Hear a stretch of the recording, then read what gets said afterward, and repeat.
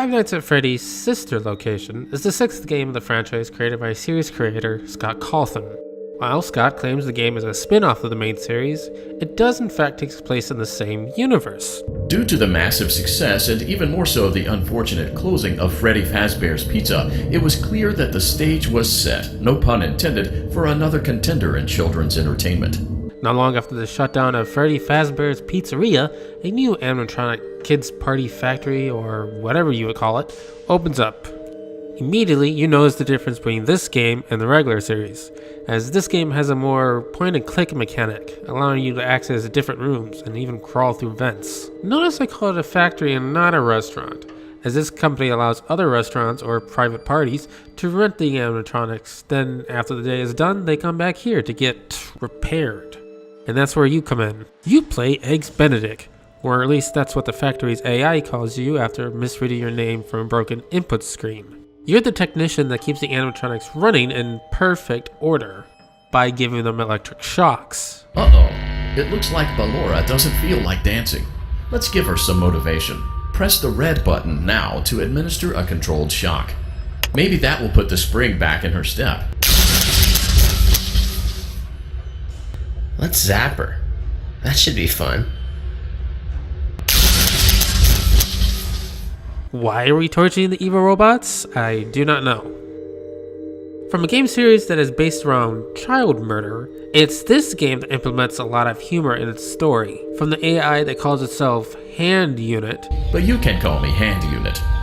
Thank you for choosing Angsty Teen. To the vampire soap opera that you watch as you come home after every shift. That doesn't mean anything. He sleeps on the ceiling fan! Upright or upside down? What does it matter? Scott really went for a bit of a light-hearted horror game instead of the usual jump scare-a-thon with the same difficulty spike. We offer contemporary jazz, classical, rainforest ambiance, as well as a wide selection of other choices. Using the keypad below, please type the first few letters of the musical selection you would prefer. Oh, I hope they have casual bongos. It seems you had some trouble with the keypad. I see what you were trying to type, and I will auto-correct it for you. Thank you for selecting Casual Bongos. Ah, yay! This game takes a giant leap away from the previous installments. Well, not as giant as FNAF World. This game, for the most part, takes away the continuous repetitiveness that the previous games are known for. It is, for the most part, no longer a survive until the timer ends game. Each night, aside from the first, which is a tutorial stage, holds 2 to 3 challenges that you must complete in order to move on. These challenges usually start with a cautious trek across one of the animatronics rooms in order to reach another room where you have another challenge, such as having to turn the power back on, or having to deactivate one of the animatronics. The game's even fully voice acted with dialogue, which is a new thing for this series. Usually it's just the phone guy or whoever, but here almost all the animatronics are voice cast, including Funtime Freddy.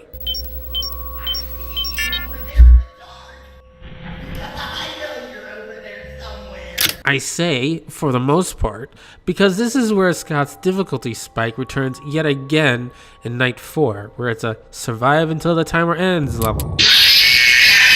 You're trapped inside a spring suit from the main series, and these small doll-like things are crawling all around you, and they get too high, they kill you. So you must wiggle around in the suit in order to scare them off. But the spring locks are known to be weak as hell and are continuously coming undone, and wiggling just increases the rate in which the locks break. Just have one of the 10, yes, 10 spring locks come undone, and the doll-like things kill you. If that wasn't enough, after about a minute or so, a whole bunch of these doll-like things start entering the suit, causing the spring trap locks to break at a much quicker rate. How long do you have to last for? You don't know.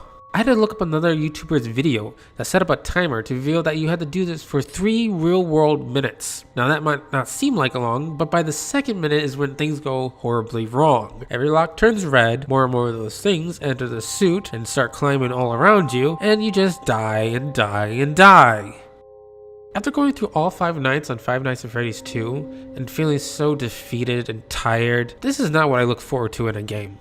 It's the reason why I stopped playing Five Nights 3, and why I didn't even bother buying Five Nights 4. But after hearing people say that this game is so different from the rest of the series and more compared to a point-and-click game, I decided to give it a shot. And for the most part, it is. I was so engaged with the story and gameplay, I was really starting to like the game. But once again, Scott, you fell back into your roots and gave us this. At first I was scared, then I was angry. Now I just don't care anymore, which is a big disappointment. The only way I'll figure out what happens on night 5 is what a lot of people do. Watch someone else do it. Fuck. Oh, yes! Yes! Yes! It was 3 minutes! Fuck yeah! Oh my god! Oh my god, we did it! Oh! Are you shitting me? My name is Silent, and thanks for watching.